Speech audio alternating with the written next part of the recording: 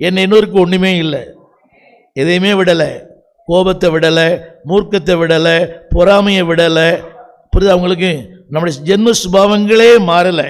மாறாத என்னை யாரோட கனெக்ட் பண்ணுறாரு? தம்பி கேட்குறியா? இருக்கிறியா? ரைட். சபைக்கு வரும்போதெல்லாம் காட்டி போட்டணும் என்ன இந்த இதெல்லாம் தாயத்தெல்லாம்.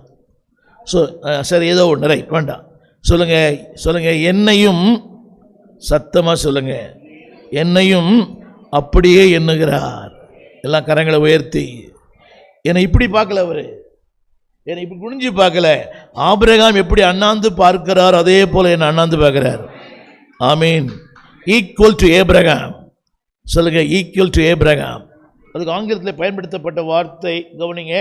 என்னை தமிழில் என்னை நீதிமானம் மாற்றி இருக்கிறார். தமிழில் இந்த வார்த்தை இருக்குது பாருங்க, நீதிமானாக. 25ஆம் வசனம், 22ஆம் வசனம், 22 அதுலேயே 25 கடைசி வார்த்தை, 25 கடைசி வார்த்தை. நாம் கரங்களை உயர்த்தி. நல்லா இருக்கிறீங்களா? என்னை யாரா மாற்றிருக்கிறாரு? அதுக்கு நான் தகுதியானவனே அல்ல, அதுக்கு நான் பாத்திரவான் அல்ல, அதுக்கு நான் கொஞ்சம் கூட அதற்காக எதையும் செய்யலை.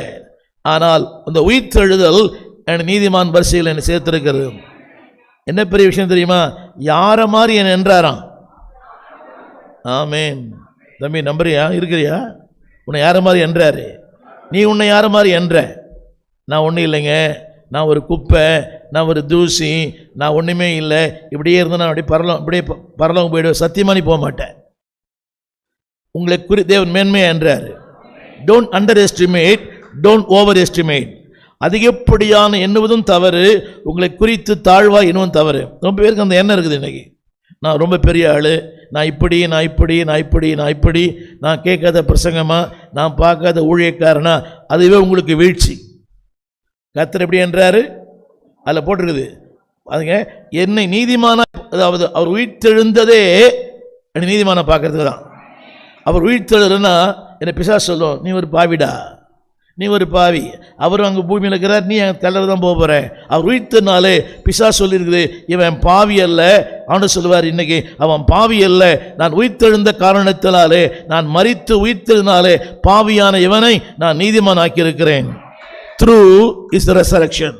தமிழ் இந்த வார்த்தை இருக்குது, அவர் உயிர்த்தெழுந்த நாள் இருக்குது. அந்த வசனம் அவர் எங்க தெரியுமா? எங்க இருக்குது? 24 மரித்தோரிலிருந்து அவர் எழுந்ததினாலே